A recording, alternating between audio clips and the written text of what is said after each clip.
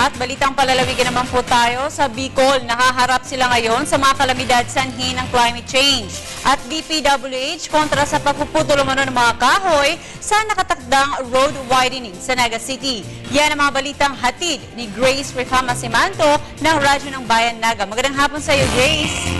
Yes, Princess, maray na hapon din.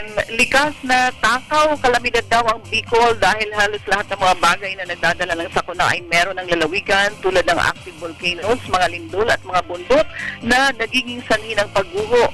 Idagdag pa ang Bicol River na sanhi rin ng malaking pagbaha. Ipinahayag ngayon ni Arlene Nadayo ng Mines and Geosciences Bureau na nagpapatuloy ang hazard mapping dito sa Bicol. Sa ngayon ay ginagawa nila ang mga datos sa iba't ibang sukat at lalim ng mga nakaraang pagbaha at kung gaano tumagal ang baha. Sa kabuuan, ang buong Bicol area, lalo na ang mga Camarines Sur, ay konsideradong land at ang mga bayan ng Sangay, Sipoko at Garchitorena at tinambak ang siyang pinakapangunahing nagiging biktima. Samantala, maging ang DPWH ay hindi masaya sa pagpuputol ng mga punong kahoy sa tuwing sila ay may proyektong ipinapatupad.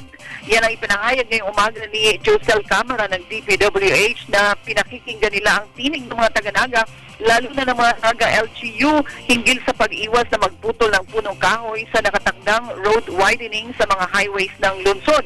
Si Secretary Ramon Pahido mismo ng DNR ang magpaparating ng kanyang approval kay Secretary Roger Singson kung dapat ngang pumutol ng mga punong kahoy.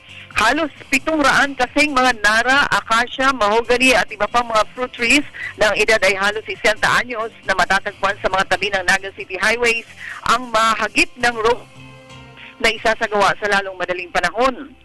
Hiling ng mga Nagenyo, gawin na lang malilim na bicycle lanes ang kinatatayuan ng mga punong kahoy. Radyo ng Bayan Naga, Grace Rifama Simanto para sa Telebisyon ng Bayan.